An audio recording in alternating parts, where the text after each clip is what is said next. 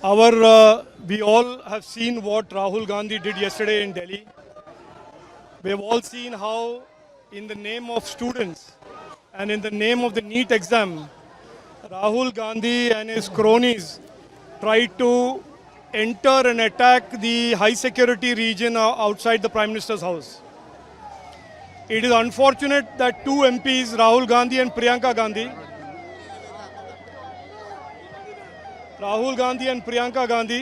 and the Chief Minister of Kerala, who has taken an oath on the Constitution to follow the law, have merrily violated the law around the high security region. That apart, this marks the message to Rahul Gandhi and his Congress party.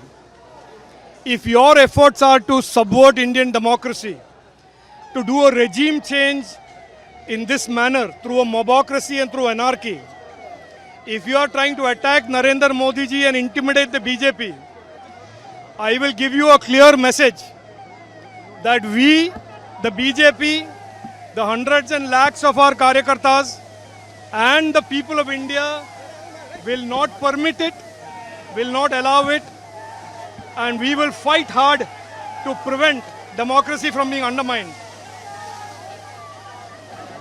So let this be very clear.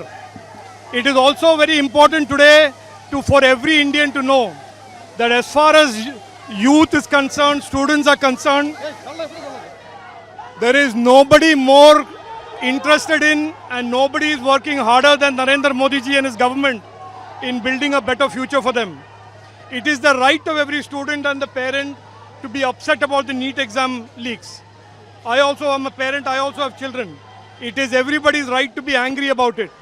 But we must also recognize that Prime Minister Narendra Modi ji has taken immediate steps, ordered a CBI investigation, sacked a lot of officers, changed them, and most importantly, conducted the retest of NEET successfully all across the country.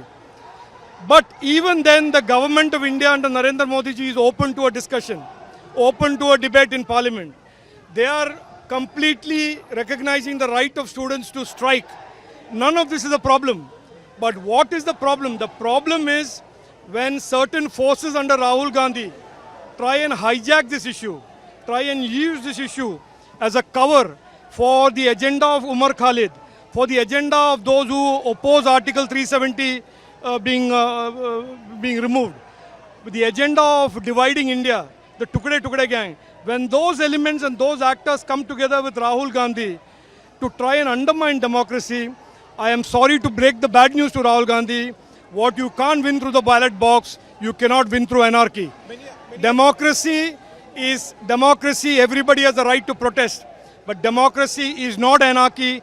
Democracy is not mobocracy.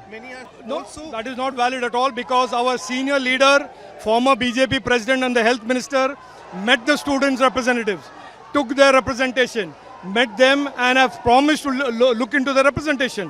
What more do you want a government to do?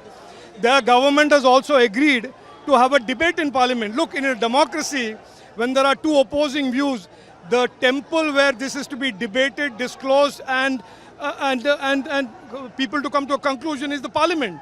It is not on the streets. It is not mobs. It is not violence.